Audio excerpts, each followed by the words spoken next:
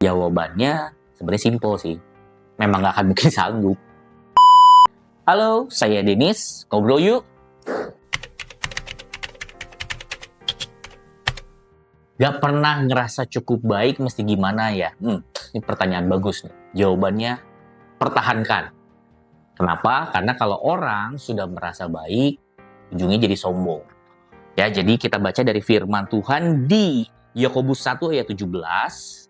Firman berkata, setiap pemberian yang baik dan setiap anugerah yang sempurna datangnya dari atas, diturunkan dari Bapa segala terang.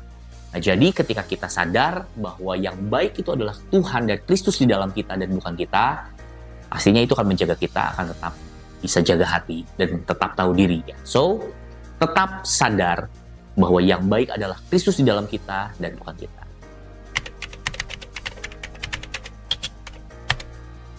Kenapa hidupku menderita kalau aku disayang? Loh, berarti kalau saya balik, mungkin asumsinya kalau Tuhan sayang, hidup saya nggak pernah ada masalah atau penderitaan gitu ya. Nah, jawabannya kita lihat dari kitab dulu yuk. Kita buka di Wahyu 3 ayat 19. Dikatakan, barang siapa kukasihi, nah gitu kan ya, ia kutegur dan kuhajar. Nah, sekarang dari ayat ini aja kita belajar, orang yang Tuhan kasihi itu nggak cuma ditegur tapi dihajar. Nah, dihajar nggak mungkin enak dong. Tuh ya. Nah, tapi Tuhan itu nggak pernah loh melakukan sesuatu tanpa tujuan. Jadi kenapa kita ditegur dan dihajar? Nah, ada di ayat lagi. Di Roma 5 ayat 3 sampai 4. Dikatakan demikian, penderitaan menghasilkan ketekunan dan ketekunan menghasilkan tahan uji. Nah, saudara-saudara, teman-teman, kita semua tahu hidup ini penuh dengan ujian. Dan satu hal yang kita tahu, mereka yang menang adalah mereka yang bertahan sampai akhir. So, kenapa Tuhan mengizinkan kita dihajar dan dididik? Karena Tuhan mau setiap kita bisa bertahan sampai akhir dan memenangkan pertandingan dalam kehidupan kita sampai kita terima mahkota kemuliaan dalam kekekalan bersama dengan Tuhan. So, kalau masih dihajar, kalau masih dididik, artinya Tuhan masih sayang. Amin.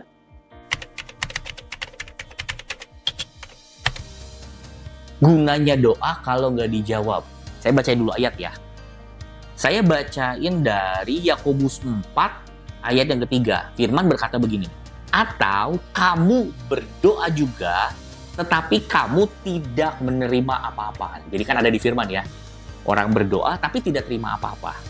Karena kamu salah berdoa.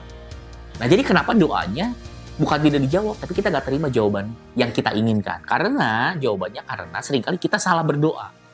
Nah, pertanyaannya salahnya apa gitu kan? Nah, salahnya ini, sebab yang kamu minta itu hendak kamu habiskan untuk memuaskan hawa nafsumu. Jadi, hari ini kalau kita mau berdoa, pastikan itu bukan untuk kepentingan kita saja atau untuk kepuasan nafsu kita.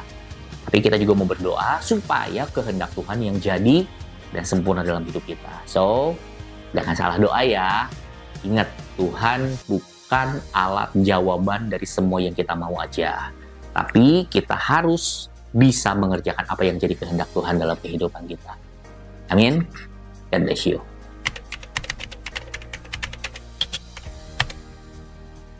Waduh, sudah punya segalanya tapi kosong-kosong aja ya. Wah, ini agak tricky ya gitu, karena saya juga belum punya segalanya ya sebenarnya. Jadi, tapi Firman bilang begini, nah seringkali kenapa nih kita sudah punya banyak hal yang mungkin jadi impian lah buat banyak orang, tapi kita nggak bisa bohong ya, dalamnya rasanya kosong dan mati. Nah, kuncinya coba kita periksa, jangan-jangan kita ini seperti membangun kuburan. Maksudnya gimana kok gitu ya? Nah, maksudnya seringkali kita memoles semuanya yang baik di luar. Ada orang bangun kuburan itu mungkin ya misalnya dari marmer dari Itali dan harganya mahal sekali lah ya, dan kelihatannya wah keren. Tapi sebagus-bagusnya di luar, kuburan itu di dalamnya itu isinya rangka manusia atau yang ada adalah kematian. Nah, seringkali teman-teman, saudara dan saya, kalau kita cuma fokus sama yang di luar dan nggak pernah membereskan yang di dalam, apapun yang kita punya itu rasanya nggak akan pernah cukup. So, pastikan kita memulai dari yang di dalam.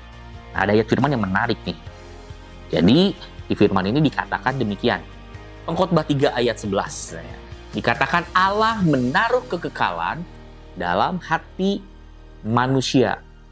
Gitu. Nah, Allah yang menaruh kekekalan. Nah, kata kekekalan ini, kalau dari bahasa aslinya, itu diambil dari kata olam. Olam ini sesuatu kerinduan atau sesuatu yang kekal. Nah, masalahnya yang kekal ini nggak bisa diisi sama yang lain kecuali oleh Tuhan sendiri. So, makanya ada orang yang punya popularitas, punya uang yang banyak, tapi hatinya kosong. Kenapa? Karena seringkali kita fokus sama yang di luar, tapi kita nggak pernah mengizinkan Tuhan memenuhi hidup kita. So, kalau kamu nggak mau hidup kosong, pastikan Tuhan yang memenuhi hidup. Amin.